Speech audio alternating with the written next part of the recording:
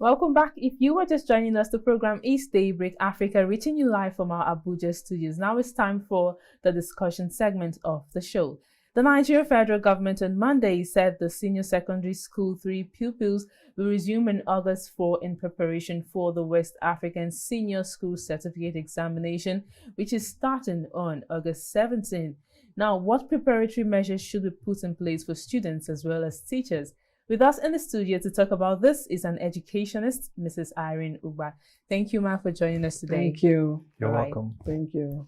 All right, now, the federal government has said all secondary schools in the country are to resume academic activities come August 4, 2020. Yeah.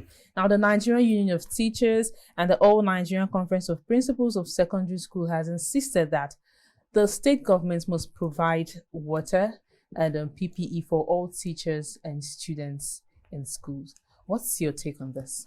Okay, first I will start by I don't know whether to say I'm commending the government, but I think it has taken them it took a lot of willpower for them to actually come to this point to say that the pupils or the students should go back to school to write the exams. So, but as it may, I know they have had meetings with all the relevant stakeholders.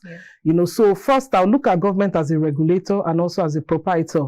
First is the regulatory part, which is what they are doing right now, ensuring that schools have the right things, for those classes that are coming and social distancing. Again, based on what you just said now, I don't think, because I have looked at the guideline which they have given out, and right now I can authoritatively tell you that the supervisors are going around schools I have a school, but I do not have secondary school yet. Okay. So I can authoritatively tell you that they're going around schools that have those classes, and they're already making sure that you have the running water, you have your sanitizers, you have hand wash, you have not even the mask, this temperature checker, the thermometer. Yes, the thermometer, but of course, the infrared one. So they're already doing that for private schools, So, but on the part of government as a proprietor right now is what I don't know. Are they prepared? Because of course, through the federal government, through the Federal Ministry of Education, government regulates, and also they own the unity schools. That make them proprietors like us. So I don't know how prepared they are, if they are already doing all these things they have actually outlined, and also going ahead to check private schools for, are they actually doing it? Then on the side of the parents themselves, parents need to begin to sensitize their children right now, because school will no longer be the way it used to be. Definitely. It can never. So these are the things that parents need to sit with your child and tell your child. It's not when you get to school, you're hugging people because you have not seen them for 3, 4, 5 months. No, so parents need to start ensuring that their children are prepared for safe reopening of schools. Do they have their masks? How long are they supposed to wear the masks? And then when they are to eat, do you remove the mask, put it on your chair, on your table, take it back again? So parents need to start sensitizing their children. It's a whole lot of things, and maybe because of the 2 weeks they've already given, let's see how far it will go. And then for WAEC, I don't know. Let me not finish I don't know if you have more. Well, that's actually where we're going to. Okay. That's the next line of questioning. Speaking about being prepared, we know that from now to the 17th day of August is not a lot of time. So I don't know, do you think that's enough for the students to have to actually go and read up and prepare for the WAEC examination? Technically, these children ought to have written these exams. Okay. Technically, they are supposed to have been graduates by now, at least secondary school graduates. Yeah. Again, I know that it's not easy to stay at home and read.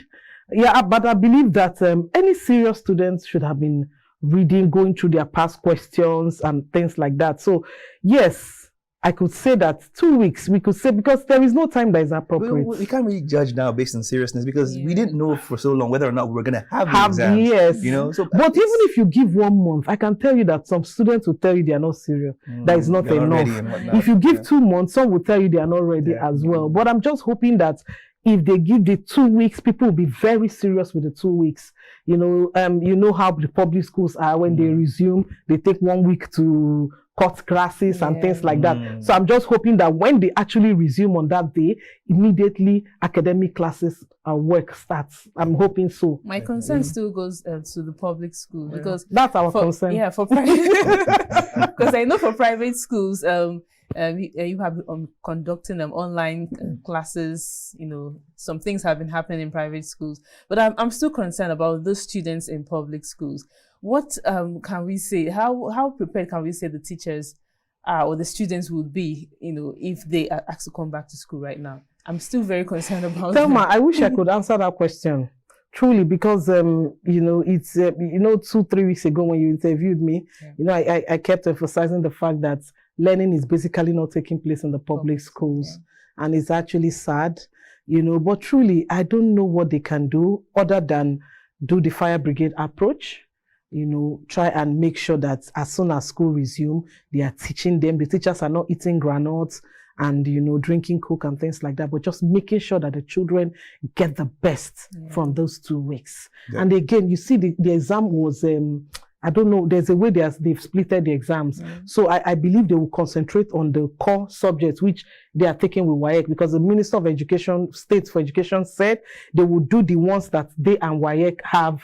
Then in September, they will now do the ones that are peculiar to Nigeria. So I'm just hoping that they will concentrate on the ones that are peculiar with West Africa, which is the first one they are starting. I just hope so. Definitely. Well, many people have expressed concerns that to a large extent, the teachers who have the biggest responsibility here to ensure that the students actually, follow these guidelines. Because you can't expect, let's just be honest with you, no matter how old they are, you can't expect them to just come to school and, stay far away from each other. So do you agree with that the teachers have the biggest responsibility at this point? Yes, it's everyone actually. It's not just the teachers. The teachers, yes, the school principal, the government. Now, let's look at from private, at least their teachers are young.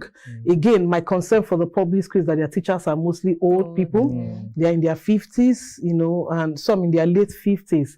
And you see, it's a big concern because that is the age that, we're even saying they shouldn't go outside before because of the COVID. So I'm wondering now, it's worrisome because most of them are in their 50s, some even in their late 50s, about to be retired. And these are the teachers in the public school. So I'm also concerned about the teachers themselves, how well. So I think everyone owns a responsibility. The teachers, the school owner, if it's a private school, then the government as a proprietor. I keep saying it because we keep forgetting that government plays dual role. They are both regulators and they are both proprietors, and not just Federal Ministry of Education, state ministries of education. So when they are regulating, they should also know that as proprietor, that which they are regulating the private schools for, they are not also found to be guilty. They say he that comes to equity must come with a clean hand. So they should also up their games as well as proprietors. All right, now, in light of the present circumstances, what would you suggest that should be given to teachers and schools to really prepare them for this reopening? Do you think anything government can do anything, to help, to aid teachers, to aid schools, to prepare them fully for the reopening? Yes, when the minister made the announcement, I think towards the end of his speech, he actually called on philanthropists in Nigeria and other well-meaning Nigerians to look into helping the education sector.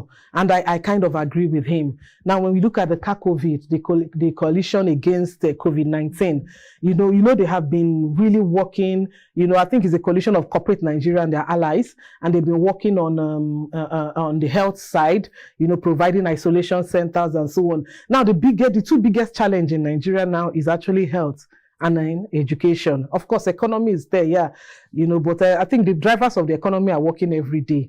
But school now is the next challenge because safe reopening of schools. So I really appeal to CACOVID that with their allies, they need to look into the education sector. WAEC has asked for PPE, and then you're looking at thousands. Let me tell you, the money they paid for WAEC, I'm not in WAEC, but this money was paid maybe sometime in January before they knew there was going to be a pandemic. And you see those monies have been calculated with handling charges and all those stuff. Now your handling costs is going to be more because you're going to be using sanitizer, you're going to be wearing masks, the people you're deploying, and then you're going to be having smaller class sizes. You need more manpower. So you're going to see that the cost itself, will it cover it? Because I know the next line of arguments, after all, people have paid for WAEC, so that's where we are calling on CACOVID, we're calling on well-meaning Nigerians to actually help. I think WAEC, if you go to their website, I think they have outlined what they need. More PPEs, more hand sanitizer, face masks, and things like that. And then for even the schools, we also need help. You know, when you say safe reopening of school, you know, it just sounds like it's very, very interesting to speak. You know, the way people say in the media, they say, yes, safe reopening of school. You know, it's so touche in the mouth. But you see, this is money. Because when you're asking a school owner to go and buy bodies, can I buy this, buy that? And these schools have been closed for 5 months, 4 months. Where are they supposed to get that money from? You know, even the public schools as well. Let's not kid ourselves. You realize that this year, the education budget was reduced again. You know, when they I don't want to say restructure the budget, but that was what happened. They reduced the budget again. So money is needed more now because they need to build more infrastructure. Some of these schools didn't have fences. The fences need to be done. Water needs to be done. So I don't want to also kid myself that government will provide all this. I think the corporate sector, the COVID, that all well-meaning Nigerians should look out for how to help. Education is a serious matter. Times like this, we know for a fact that we can't do it alone. Yes, we can't. All right, but I just want to know from your standpoint as an educationist, do you think there could have been any other way out? Do you think from this, you know, aside from opening right now, do you think there would have been another course of action that would have probably boded better in terms of our chances? Moses, you know what I should be thinking? What we should be thinking now is, how do we prepare for another pandemic? You know, in 2014, ironically, I was speaking with someone just 2 hours before now. And I said in 2014, when the first, the Ebola crisis happened, children stayed at home for 6 weeks before going back to school. And I remember I wrote, you know, just a skeletal article. And I was like, this is the time for us to go back and evaluate our education sector. But unfortunately, that 6 years ago, nothing was done. So I think this is the time to sit down and ask ourselves now, what is the way forward? So you mean if another pandemic hits the world, is this how we're still going to sit down and begin to say we don't have? So it's a time of reflection. It's a time for government to call the necessary people. It's a time for us to all sit down and ask ourselves, how do we move education forward? You know, this is not the time to reduce the budget anymore for education. I'm just saying for 2021, we need to meet up with the UNESCO standard, you know, of budgeting for education. You know, these are things we need to start doing now. I'm not praying for another pandemic. I'm not a prophet of doom, but the truth is that there will always be issues. But you don't prepare for a pandemic in a pandemic, you know, so we need, you know, so you're like asking me now, would there been a way out? Would there have been? Not from the entire pandemic, really. I mean, from, you know, now that we're having these exams coming up in the 17th day of August, do you think we need more time, or do you think its timing is as it should be? Right now, there's no perfect timing for anything. In fact, there's no perfect, the world has so changed that there's no perfect time for anything. You know, you just have to find a way, weigh the cost. You know, like we say in economics, opportunity cost is what we're weighing now, because nothing is normal anymore. Everything is so abnormal. I was coming into your studio, I was holding face masks. I didn't know whether I should remove it or stop with it. You know those things. Nothing is normal. You know, so I wouldn't say there's a perfect timing or even the timing for them to have put this exam. But what I will say is that let us ensure that we uphold maximum safety, because we're talking about lives here, and we don't want our children's life, you know, to be put in danger. Definitely. So we need to ensure everyone, both the parents, I just believe that parents should begin to speak to their children. Government needs to have done their own homework. The schools need to have done their homework, and every one of us, you know, to ensure that schools reopen safely, and then we don't have the cases of Ghana, South Africa, or even Israel. At some point, we realized that Israel actually opened up, and they had to withdraw. They had to withdraw. So I really hope so. I really hope so. All right, you've been watching Daybreak Africa. It's time for a short break now. The interview continues right after now. To stay with us.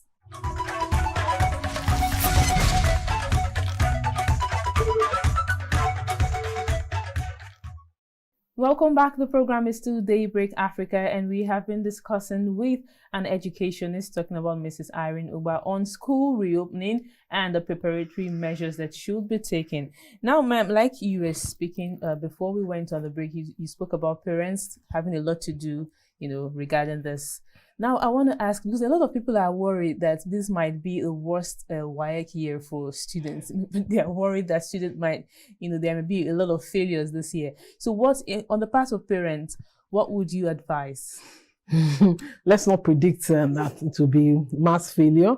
But I think parents at this point, you know, when you say parents now, okay, maybe educate, even the ones who are not educated, you know, would want their children to be studying. So I think more study at home. Children should encourage their children. For instance, my son is in SS2, not even in YA class. But I know, okay, someone will say, okay, she's an educationist, that's why, but of course they have a timetable for reading, they have timetable to read and all that. And then the school themselves, I keep saying it again, I don't know the timing this time around. They need to have serious engagement with the students, serious. But I'm hoping that it's not going to be a mass failure. And also remember that it's not every child that will write this exam. It's not.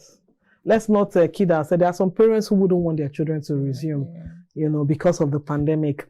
See, this issue has got to do with your faith, yourself, and what you believe in and things like that. So some people will tell you, that they don't want to try their God.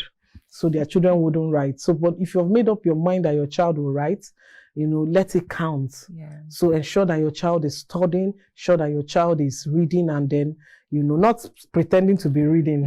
I know them. Proper preparation. Yeah.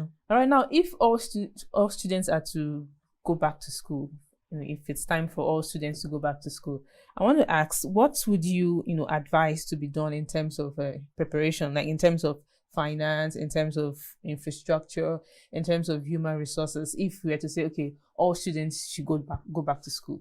Okay, Thelma, I think we should just take it one step at a time. Okay. Let us see these ones that are going back first. I think it's actually quite an appropriate yardstick. But it's true that, yes, at this point now, that's one of the things we should be looking at now. How do we ensure that these ones that are going back now, and then, of course, maybe in a month's time, all the schools will resume, because these ones now, I don't want to use guinea pig or guinea whatever, but that is what is more or less what's that is what is, yes, it's an experiment of some sort. It's an experiment, but you see, this is an experiment that is going to be working in a system that is different. Because if a school had a capacity of 500 and you're bringing back 50 persons, the experiment will work now. So the challenge will now be when the 500 children are back. So what it means now is that, like boarding schools now, have more. Some schools might need to reduce the number of children in their rooms, children in the classes, maybe build more structures. And I don't know how feasible that will be within a very short... That's the question I actually wanted to ask, because we know a lot of classrooms are overstuffed. Yeah. So what happens if they have to resume and, they don't have the infrastructure on ground? That's why I'm telling you that government as a proprietor has actually failed the education, even if it's a regulator. But even as a proprietor, because in private schools, I don't think you get to any school that you have more than 25 children in a class, so already, even if you say social distancing, I think the private schools can accommodate that. So our biggest worry is the public school. What do we do if the whole school has to resume? Now for WAEC, it's sounding nice because maybe 100 of them out of 1,000 population or 200, and they will have to make use of all the blocks. But when everyone comes back, what happens?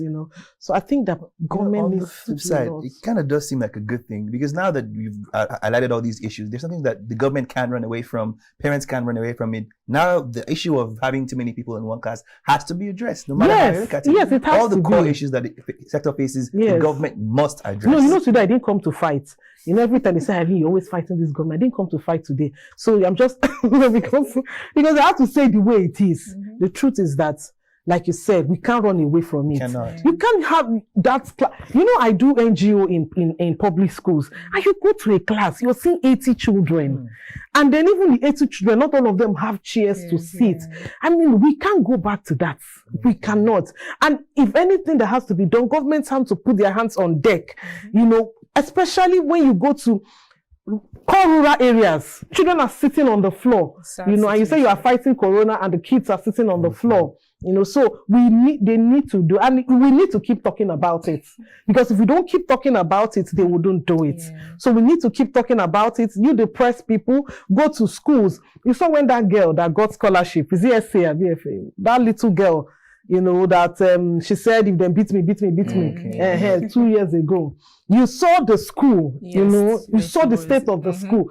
Do you know it was after that thing went viral on social media that the local government chairman and all those ones went to fix that school? We need to do more of such things. I'm sorry to say, if it's not so, but we need to do, in fact, I'm not sorry. They need to do more of such things, take them so that these things have been voted for. Sometimes the budget is there. They've given the budget. This furniture should be done. Roofs should be done, what about schools that do not have fence?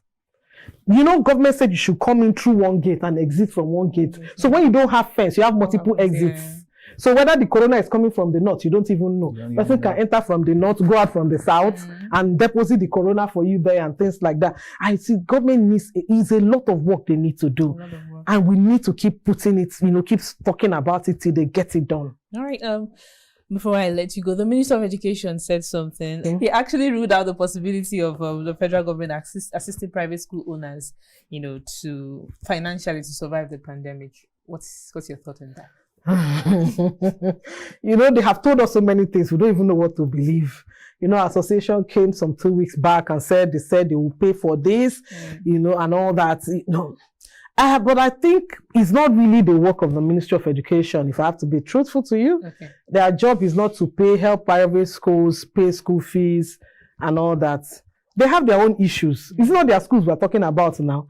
So if they get a little funding, they're not easy to pay for us when their schools do not have roofs and toilets and fences. Or running water. So it's not their job, actually. It's not in their job. It's not in their duty. But what we are asking for is that, like, government extends palliatives to every other sector.